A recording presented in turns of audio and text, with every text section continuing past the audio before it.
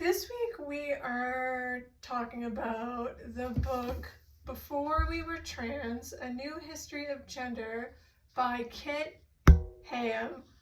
And the first thing I want to tell you is that this is an excellent book.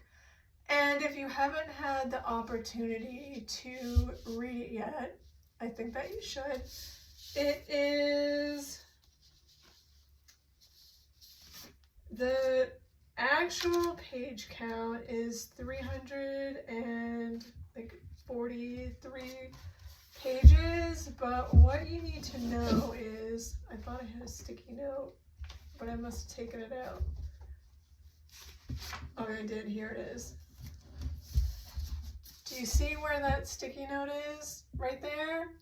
Up and from there until the end is the acknowledgements and the notes and the bibliography, because there are a lot. So it's really only 230 pages of actual reading. And unless you're reading to take notes like I did, and you really want to go slow and take your time, it's actually a pretty quick read. I read it in a couple days. And what it is, it's part history book, part narrative read. It's definitely nonfiction. It's fascinating and heartbreaking and fascinating. Did I say fascinating? It's so good. It is the history of people who challenged gender norms before there was a word for transgender, because there have always been gender expressive people. There have always been people who didn't fit into the gender binary. As long as there have been people on this planet, that we just didn't have a label for them, because we don't always need labels for people in order for them to be their true and most authentic selves.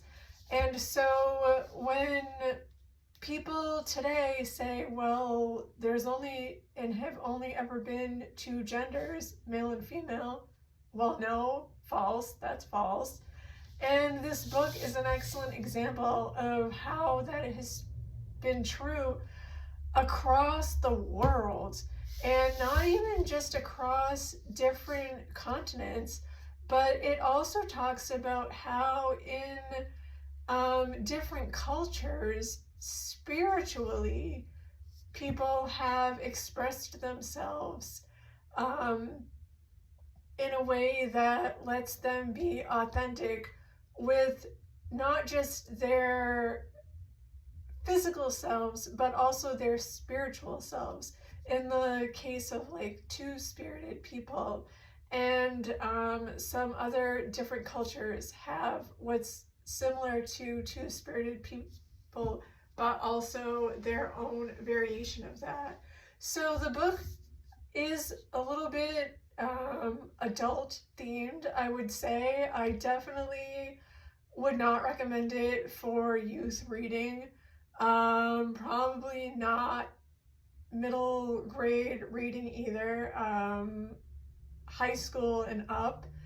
There are some adult topics.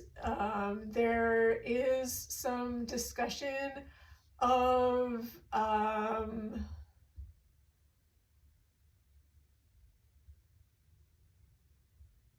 trying to think of how to appropriately word this. Bodily content, I guess, is what I would say. And there's also talk about sexual assault in this book. So there's a warning for that, because there's not a warning on the book. So you should know that before you read the book. Having said that, the book discusses the history of transgender and also sexuality, and how they intertwine with each other, and how the history of those two things sometimes can't be separated from each other, and how people have sometimes expressed their gender and sexuality in a way that leads them to discover who they are, in one way or another, or both. And how transgender people sometimes fit into society for a time. People are expressed or changed their gender for a time, to serve a purpose. Like, say, in the case of the Civil War, some people went and fought in the Civil War who were identified as female until they went off to fight. And it's unclear if they reverted back when they were done fighting or not. But there was at least, I think the book said, 400 soldiers in the Civil War who were not male at birth. And so the opportunity for them was that it was an opportunity they didn't have to them as females. You couldn't fight if you were a female. There was an opportunity for pay that you couldn't get if you were a female at that time. There's an opportunity for societal advancement. So there's a lot of different reasons why people may choose to explore their gender. They talked about how in prisons, sometimes they would put on theatrical performances, and they needed to have parts that were played to represent women. Well, they didn't have women in prison. They were in men's prisons. And what it did was it gave people who otherwise would not have had a chance to say, this is who I am, or maybe try out some ideas of who they thought they might be, step into those roles and say, oh, this makes sense. This feels right. And so they would put on those costumes of those women's roles, and sometimes they would keep them on after the plays were over. And so the book goes into all kinds of ways throughout history that people have explored and presented their gender that you may not have thought of, in some ways that I would not have thought of until I read this book. And it was so good and so informative, and at the same time so heartbreaking, because we think of what's going on in today's culture. And I'm going to wrap this up because I don't want this video to get too long. But it's not new. It's not new. The hate and the discrimination that goes on today has been going on forever, just in ways that were different and not expressed in the same kind of ways.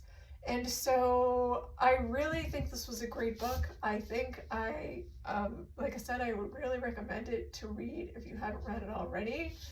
And I think that Kit Heyam did a fantastic job writing it. They are a non-binary person, and I can't imagine how hard it was for them to write this book, but they did an excellent job.